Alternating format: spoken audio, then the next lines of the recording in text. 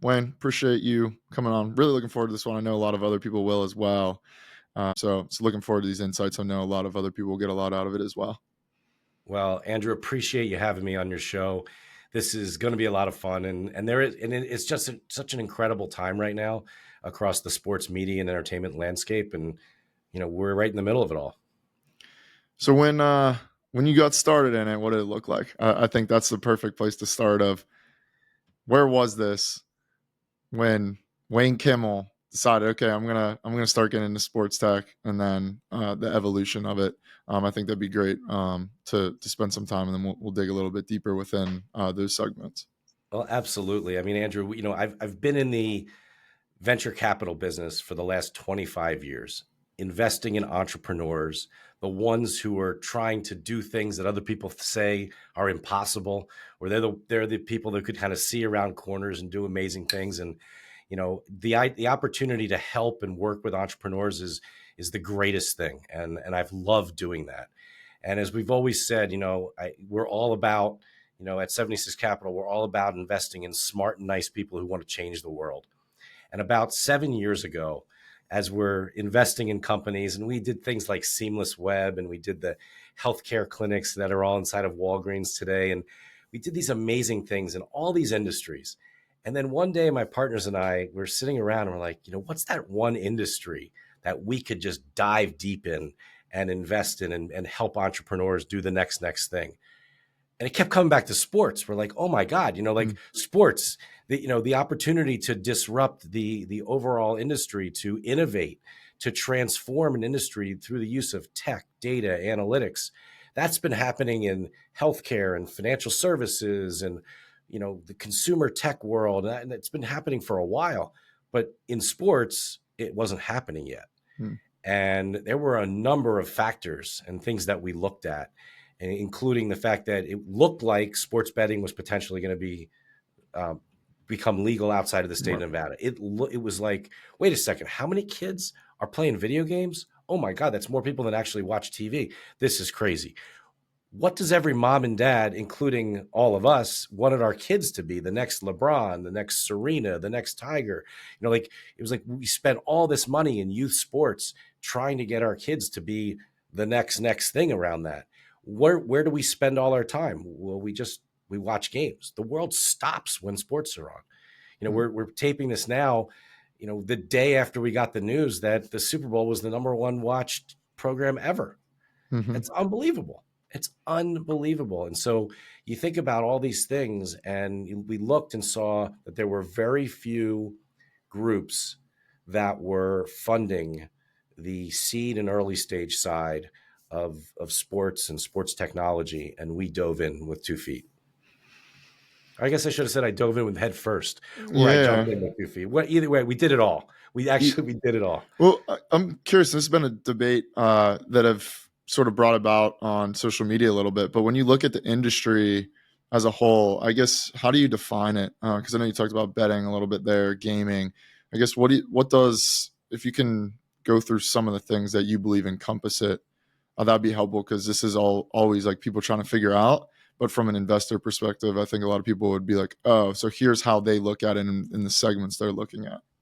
Yeah, I think, we talk about the overall sports media and entertainment industry, and under entertainment, that's where gaming is.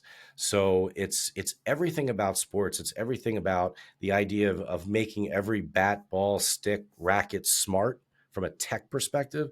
It's also using the data and analytics to enable you to be a better player, to be a better coach, to be a better front office person.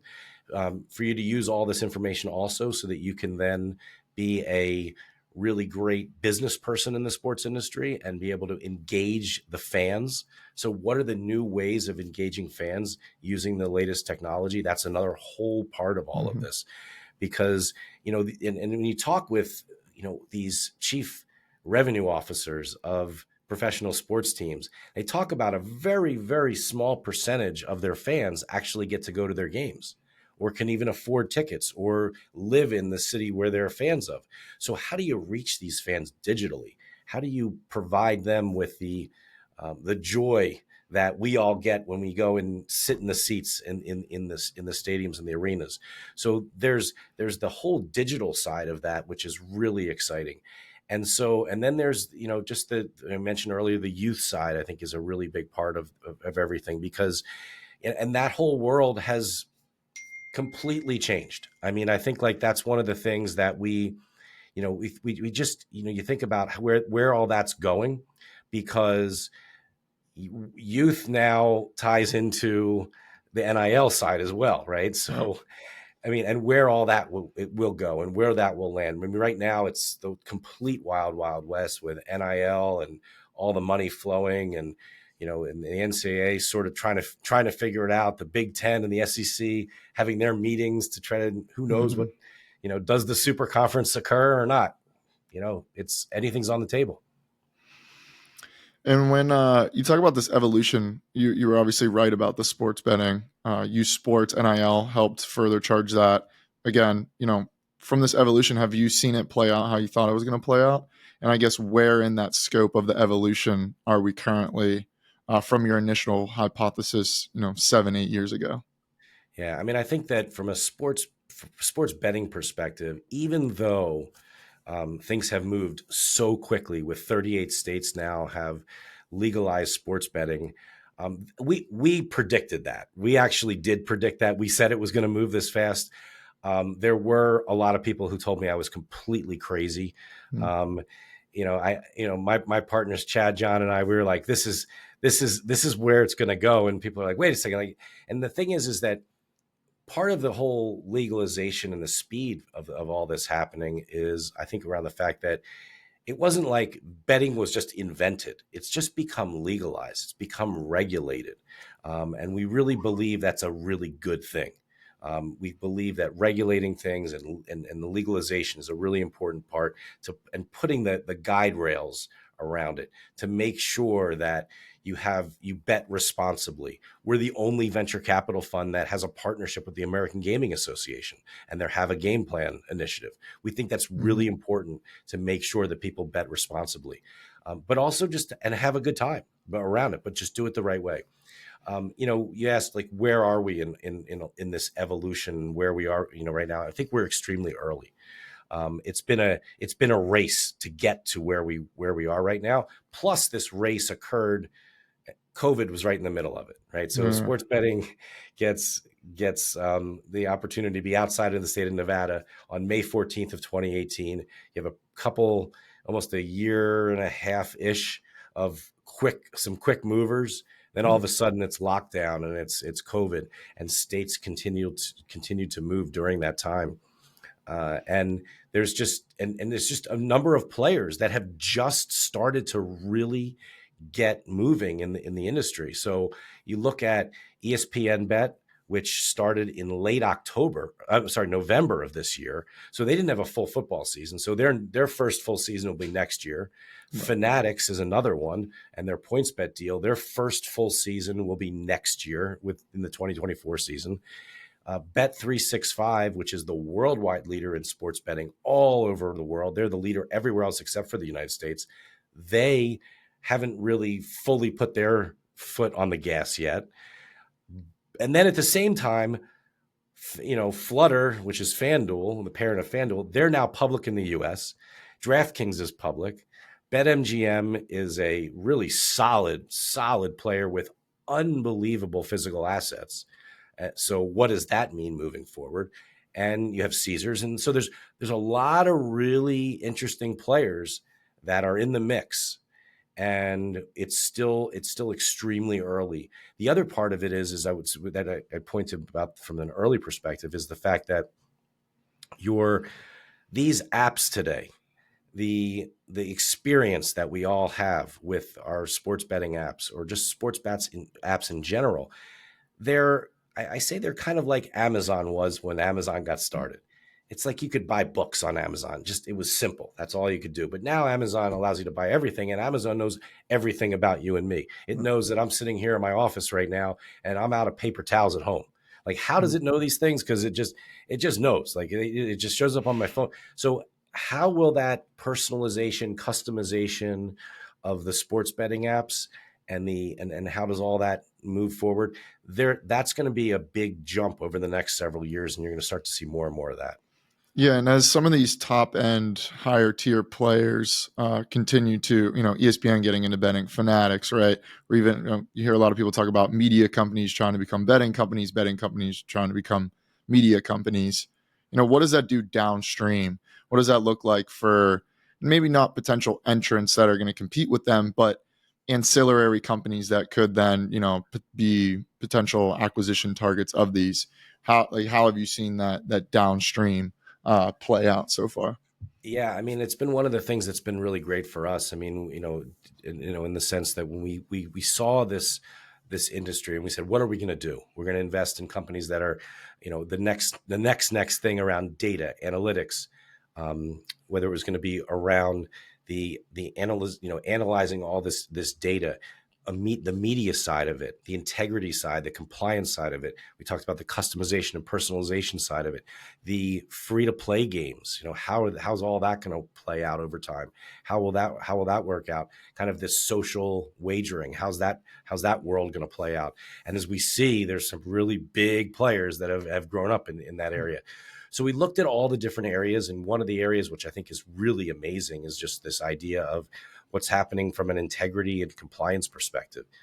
Really making sure that everything's on the up and up, making sure that people are betting responsibly, making sure that no one has inside information and they're making a bet on things that they should not be, information that they shouldn't have, or that someone is doing the wrong thing. So it's important to make sure that we have those companies. And so we're excited about our investments around those types of companies, U.S. Integrity, Odds On Compliance, and how they work with all the sports books, all the leagues, all the conferences, the regulators, law enforcement, to make sure that everything's on the up and up, so we can all enjoy these amazing games. Yeah, and you have some signs behind you of some of the companies that have been acquired. I guess looking back at it now into it, you're sort of hitting, I'm sure, as some will call it, like the harvest phase, where some of your initial investments are now starting to get acquired, IPO, et cetera. What have you seen the best companies do, the best founders? How have they operated to get to that point? Obviously, you guys are putting capital in. You're doing, what VC does. But what have you sort of seen internally that separated the winners from, per se, the losers?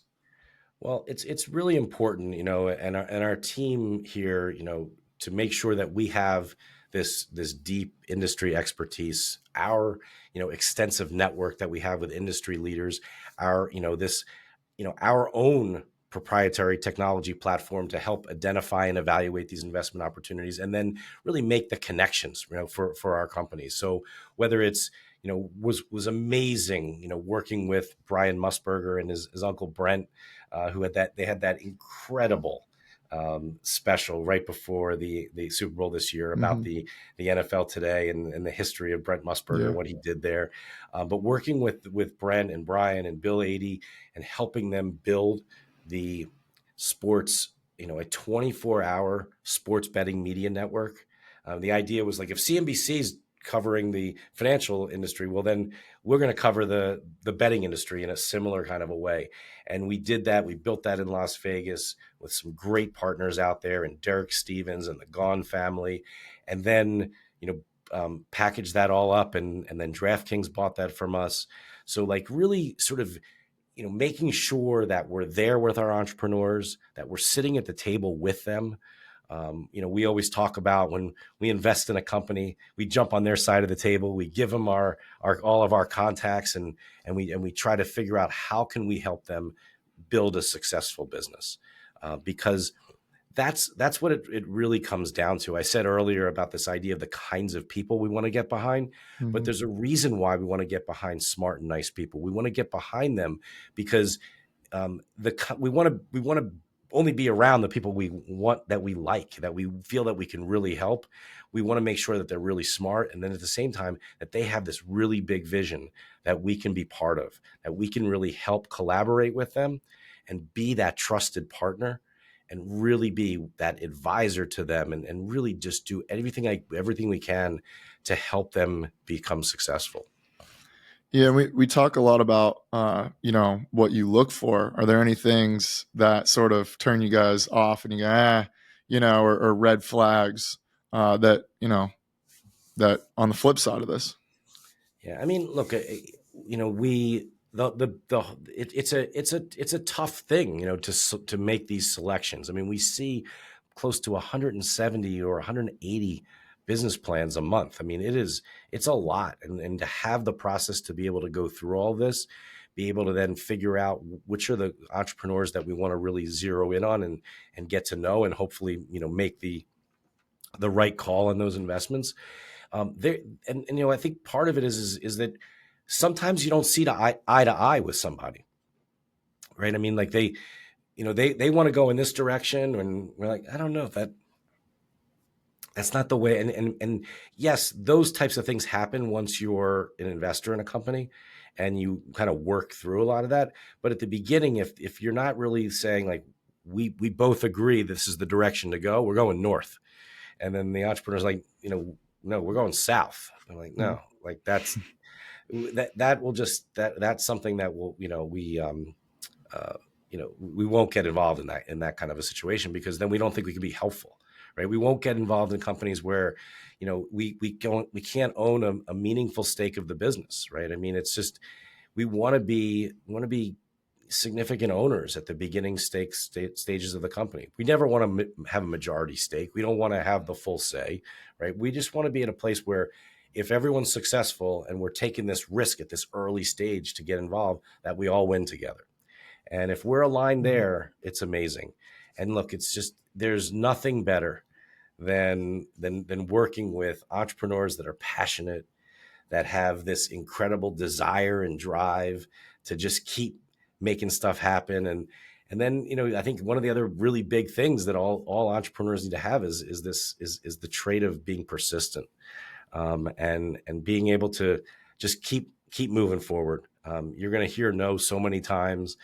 You may hear that from your mom. You may hear it from your spouse. You may hear it from some of your closest friends. Like, come on, man, just get a job. What are you trying to do? But like if you got it, and you know what's around that corner, and we just want to be there with you when you go turn that corner, and to be like, oh my God, look at this. We told everybody this is how it's going to be. And that's amazing. It's amazing. It's incredible, having the pylon cams on the field at the Super Bowl. I mean, to see our C360, team and what they built to have those cameras in those pylons, and some of the most important shots that happened during the game, and they go to those things. That's incredible. And they sold that company to Cosm earlier this year, and we wish them a ton of luck there with them. And just being behind these types of things. You interviewed CJ Handron from Diamond Kinetics. I mean, what CJ has created. I mean, I literally sit here, and I was telling you beforehand, I'm gripping this bat like all day long. I mean, it's the first ever smart bat, right? I mean, it's incredible. It's got the technology in the handle, right? I mean, and it's this thing where you don't have to charge it. It's in the bat. You just swing, and the next thing you know, that information shows up on your phone. So to work with CJ over the last 5 years to do this and help him achieve, his goals and his team's goals is incredible. It's so much fun. And it's one of the things that, hopefully for us and for all of our investors that work with us, it's a really lucrative business as well. Any common mistakes you see that can be avoided at the earlier stages to get a chance to, be put in front of a 76 Capital and even get to that discussion? Is there any things before that where you've seen, you can call it screw ups, mistakes, whatever, that deter maybe a potentially good idea or a good founder where they can't even get to the table with you? Well, I think one of the things that you know the best founders, and some of the best founders, learn to become that over time. Like, it's not like they wake up and you become a founder, right? But just understanding relationships and understanding how, quote unquote, the world works, in the sense that if Andrew, you call me and say, hey, I got this really great entrepreneur I want you to take a look at. I'm going to take that call. I'm going to respond to that email. We're going to set up some time to check that company out. Mm. So use networks, right? I would say that for entrepreneurs, use your network. Try to figure out how can you get the warmest introduction you can to anyone, whether that's a venture capitalist, whether that's for business, for just a business deal, and read, like really read. I mean, like and read about people and listen to, there's podcasts out there all over the place. Like listen to what people have to say, listen to their words. Maybe there are things that resonate, that may resonate with you and that person or not, or like, that's not my guy. Like, no, I don't, that's not my vibe. Right. Or no, Yeah. that's totally my vibe. And so but I think it's about doing the research beforehand and really trying to figure that out. And, look, a couple of years ago, I wrote a book all about this, right? Because I thought it was that important. Love that. And not to get too nitty gritty, but I think this is helpful for a lot of a lot of founders listen to this. So this is the core demographic. But when you look at a deck or something, or what is sort of what catches your eye? What are some little things? Say you get a warm intro, but like you still want to look. Is there anything where you can pull on those strings or whatever just to like get that call? Because a lot of times just even getting that call and drawing that interest, if you see 180 a month, right? Well, there might be 10 great ones, but you go, I want 5 excellent ones, so I'm only going to take 5 calls. Is there anything to separate that you can put within materials, which is always harder than just having a conversation, obviously? Yeah, I mean, look, I think it's one of those things. It's, persistence is also a part of all this, right? I mean, yes, sending a business plan is one thing, but you know, um, being at a conference where you get a chance to, just say hello just to someone, I think is a big thing. Um, you know, I met an entrepreneur during the Super Bowl at one of the events we spoke at, and he told me that I'll never forget. He told me this. He's like, I drove 12 hours to come down here to talk with all of, there's a bunch of us there, like, to talk with you guys and get to meet you. I think this is, and like, I was like, all right, that's awesome. Let's spend some time together. And we talked for a while with this guy. So that was super cool. I mean, I think there's this, how can you figure out a way to just get you more familiar with the person you're trying to get in touch with. And that's you got to use all the tricks of the trade, and that's what it's all about. And now with social, the way social media is, going, I mean, there's ways to know a lot about people. There's ways to Mm-hmm. get in touch with people in multiple times, multiple ways. I think that those are some things that matter. But then also, what also catches our eye? It's the idea, right? It's like, it's not like, oh, it's an AI company. Well, AI company for what? What is that next thing?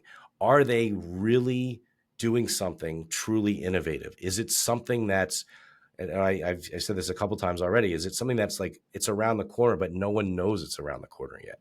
Like it's, and by the way, we just, because it doesn't catch my attention or my team's attention doesn't mean it's not a good idea. We're just venture capitalists. We're just people, right? We may not get it. Move on to the next, right? Or say, maybe you didn't see it the way we saw it, and we have a conversation a different way. But I think, like, it's really important, you know, as an entrepreneur, there's a chapter in my book, every no is just when's our next meeting? Like, when can we get together again? And you got to think like that. You got to Mm-hmm. be resilient, right? You got to be like that running back who just runs through the line and gets whacked and gets back up and goes, all right, let's do this again. Let's go. I'm ready to go. Like, I mean, that's tough, right? I mean, looking like a guy like McCaffrey or some of those guys. I mean, Mm-hmm. that guy's, it's not that big, but he gets thrown around like no one's business, but he gets back up and he's back in there. Right. And that's what you got to do. Like, you And got to, as an yeah, entrepreneur. what's the name of your book? Just for anyone interested to check that out. So it's called 6 Degrees of Wayne Kimmel. And Okay, it's on our website at 76 Capital. It's on Amazon, and love it. it's really about this idea of how important it is to think like an entrepreneur every day. Go out there and make as many contacts as possible. Try to turn those contacts into relationships, And then most importantly, with those relationships, try to help those people to make this world a better place. I'll put the link in the or you can shoot me the link or something. We'll put it in the description and everything. That'll be cool. Actually, I want to read it myself. It sounds super interesting. Now from we talked a little bit about the decks, and again, I don't want to get too into the weeds here, but you also talked about you want to own a significant portion, obviously not majority control, but a reasonable, and this is probably for even first time founders or earlier stages. But when you're structuring that, what should founders be looking to or willing to give up? And also, to get a lot of those warm interests to someone like you might need to bring in some advisors. What's fair to bring in some people because, want credentialization? Like what, I guess there's not really a question around it, but just the equity component at the earlier stages that makes sense for founders, and on also the other side for like a 76 Capital. Yeah, I mean, we talk about it openly. I mean, we like to own somewhere in between 5 and 15% of companies at the the seed stage. It makes us sort of feel that we're going to, and that's a pretty big range, and it allows us to feel like we're really there as with the founders when this thing is getting going. And then as a founder, if you're thinking about what do you need to give up to bring people to the table, it really depends. I mean, if that person is going to be like a full-time person and be involved with your business, and maybe they are putting some capital in, and you could think about giving them a couple points of the company. If they're just going to be like a strategic advisor, it's less than 1%, right? I mean, sometimes it's like 0.25 or something like that. Right. I mean, it's like a smaller number if it's just to have their name. But you'll also find, I think, the one thing that's amazing across the ecosystem, and this is what's really amazing about the sports and entrepreneurial ecosystem, is the sense of that we're all trying to help each other. We're all trying to really build something. We're trying to collaborate and build something really special. This is the time. I mean, I loved what I did, investing in consumer tech and health tech. I loved all that stuff. It was amazing back in the entrepreneurs. But now doing the same thing in the sports and entertainment and media industry and bringing these worlds together, this isn't even like work. I mean, this is incredible. This is an incredible opportunity. Going to games for work, that's not a bad thing. It's as you do on your podcast, do the same thing when we talk with sports executives. Like going to the office is going to the stadium or the arena. I mean, how lucky are we, right, to be able to do this? As we sort of close out here, common one, but any areas underexploited right now or around the corner, like you say, that founders or people looking to jump into sports? We've also seen an influx of pretty talented people from just traditional technology and media jump over into more sports focused. Anything that you see a lot of people surfacing around of maybe I'll build something here. Any areas or interesting thoughts around that? Well, there's a couple new companies that we invested in that are similar to what you're describing, right? So we just invested in a company called Boomerang, and Boomerang is like Uber for lost and found. I mean, you lose something, you hit your phone, and somehow miraculously it comes back. Whether you lose it at a stadium, an arena, an airport, a casino, a hotel, like that's something it's part of the fan engagement. It's part of that fan experience. It's part of the game, but it's not like the bat or the ball or the stick or something directly on the field. So think about these ancillary areas. Think about, you've all these people coming to the world of sports. What else could you do as an entrepreneur to make it even better, right?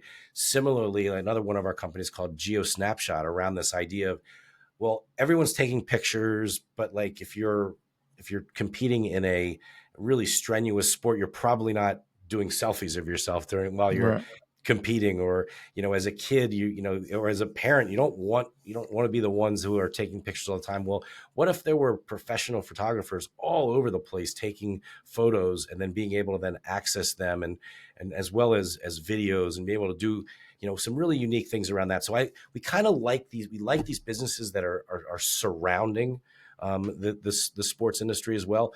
You cannot. I joked a little bit earlier about AI, but the opportunity with AI and all the data that's being collected, um, we have we are not we have not figured out all of that yet. We fortunately have a number of companies in that are working on some really cool things in and around that space. The idea of just what sports betting will look like Hmm. in the future, it's not fully determined yet. So I think like there's a lot of opportunity there. And then, last thing I would just say is, from a youth sports perspective, there's some really, really smart investors that are investing around the overall youth side of things. The amount of money that's spent, the amount of money that parents spend on their kids to become incredible athletes, the opportunity to use, new technology or use the same kind of technology that the pros use, but doing that with having a 10-year-old or a 12-year-old have access to that Hmm. information. I just think back. I mean, imagine having a smart bat or a smart ball or really understanding like when you're as a basketball player, right? I mean, like, was your elbow really under the ball or was it a little bit over here Right. on that last shot? Did where was the ball in your hand? Was it on your palm too much? Like, and you're just kind of guessing, or that's how it used to be. But now you know everything. Like you're able to actually measure and test and say, I really thought my elbow was under the ball. No, actually a little bit more or a little bit over Hmm. here, right? And like and that's the kind of stuff where you can actually get a measurement on that. Where those are the types of things that you used to just sort of have to rely on your coach, and you're like, coach, come on, I'm gonna no, but Hmm. you actually and whether his eye was right or wrong, you never knew. But now you can measure these things, and I believe that's the part that you're going to start to see even better athletes, each generation getting better and better and better because they're able to they're able to learn early, much much earlier in their career. So I'm excited about that all that coming to the youth side, and it's an exciting time to be in It it. is. And Yeah. What do you think about this will open up too many cans of worms. We'll be here for an hour. We can save this for another one. But no, Wayne, appreciate you coming on. Let everyone know. Well, two fronts: where to get all your socials, website, that stuff, and then also for founders of companies where to reach out if they're looking for a chance to potentially pitch you guys. sure, I mean, the best way to find out about everything about me as well as 76 Capital is at 76capital.com, which is our website. Both 76 Capital and myself, Wayne Kimmel, are on LinkedIn, now X, Facebook, and Instagram. So we're out there, and but it's important. Like, please, reach out and as well as look, the fact that you're listening to this show, you're doing the right thing. Listen to Andrew. Listen to the kind of guests that he has. We think it's really important to have, get as much information as possible. On our website, we have a lot of resources and shows and things that you should watch if you really want to dive into this industry and be successful. Because, once you get in this industry, it's incredibly special. There are amazing people that are doing incredible things at the team level, the league level, that are, the future of college sports. I mean, it's going to be incredible to see what happens, and there are opportunities now for entrepreneurs, for people to work in the industry and really shape what the future will look like of sports. A lot of nuance too. That's important to understand as you dive into the industry. And it's important to know what's happening, right? I mean, like, every day there's another incredible thing that's happening in the industry. I mean, you think about even a couple of years ago, there was no, if you wouldn't be talking about Apple, you wouldn't be talking about Amazon, you wouldn't be talking about Google, or Microsoft. I mean, the moves that these incredible technology companies have done in sports is something that is it's amazing. It's amazing to think that this year we had the first an NFL playoff game on Peacock. Next year, they're talking about the next streaming game is going to be on Amazon. I mean, these are things that would have been completely unheard of. The fact that ESPN is in the betting game, right, and how they're doing it and how it all works, really understand what that means, because ESPN Bet is one of those, like, don't sleep on that. I mean, because they're the network that people tune into. All the other players, all their competitors are the commercials, right? Mm. So it's really interesting to see what that's going to how that's going to play out Right. over time. So there's a lot happening, and look, it's amazing that you can now definitely call the sports industry an asset class.